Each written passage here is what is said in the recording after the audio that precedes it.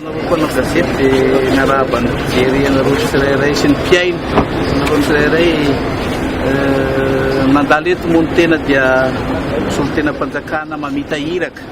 ary rehefa mamita iraka toy izao dia miezaka miaino ny mpanjara sady mitady vahaolana amin'izay olana mahakasika ny fandrarahana fa izay moa no mission apetraka amin'ny département ministériel misy any teny. Misy tokoa ireo olana voavaha eo no eo dia misy tokoa ireo vahaolana izay iarahana amina département ministériel maro ao anatin'ny gouvernement moa zany. Ny olana dia raha ihany rehefa membre na gouvernement ny resahana, ny olan'ny ministère commerce ohatra dia olana gouvernement, ny olana ao amin'ny ministère misahana ny jony dia olan'ny gouvernement, ny tompon'andraikitra mandalo aty membre ny gouvernement dia miezaka ny amany olana ny gouvernement rehetra. Karaka ny fanontaniana mipetraka teo dia tonga aty izay tena antondia dia tsorona aminareo fa hanolotra n'le lakana mandeha moteur ako voalazan'ny madame nanome fanamarina teo izany moa dia entina hanatsarana ny vokatra ny jono aty Morondava mba ahafahana manatsara ny vokatra fanondrana jono.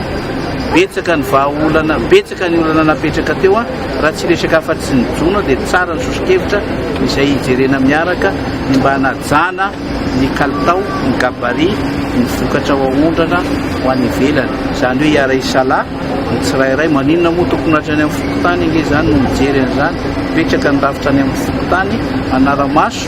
fa ny gambasy na ny drakatra na ny kraby mivoaka amina fatra anankiray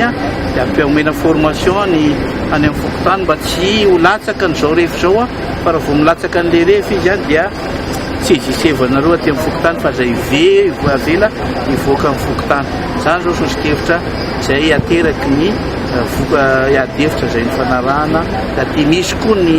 fanaovana eo amin'ny fefezana ny lalam-barotra toy ny fanangonam-bokatra olona iray no mitantana azy dia niezana no mba hijerena izay miaraka fa tsy azo atao ny rafitra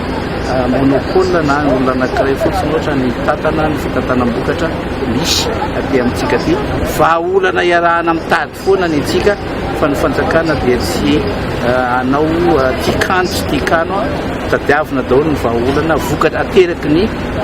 concertation na ny fifampiresahana amin'ireo mpanjara maro isan-karazany. Ny fiakaran'ny vidin'entana dia voalaza tato koa ary nisy nanamarika mihitsy ary ny ray aman-dreny na ny sojabe misy eto amintsika fa dia amin'izao tontolo ny fanalalahana izao dia ny lalàna ny tolotra sy ny tinady no mibaiko an'izany varotra izany na ato anatiny na ny ivelany. Tsy azo hitsita kosa nefa fa afaka miditra ihany ny fanjakana mametra ny vidin'ny entana indrindra ireo entana ilain'ny mponina andavanandro raha toka miopapana ka mampiditra fahasahiranana ny vahoaka efa sahirana izao dia afaka miditra ihany fa izany dia ataontsika ny teny frantsay dernier recours no hidirana amin'izany fa ny tena ezaka atao aloha izao dia ny ampifandanjana ny tolotra sy ny tinady eny amin'ny tsena ka io tolotra sy ny tinady io ihany no hametra ny vidin-javatra. Amin'ny ankapobeny na eran'i Madagasikara na aty amin'ny faritry menabe dia tsisy ahina ny vary na eo amin'ny quantité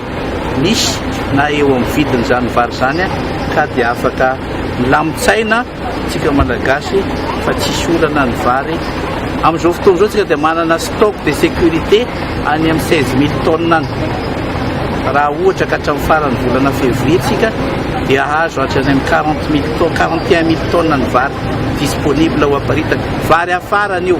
fa ny vary misy ato anatiny dia efa raha niverina ny rotsakorana dia efa miakatra ny vary zao miakatra ny vokatra vary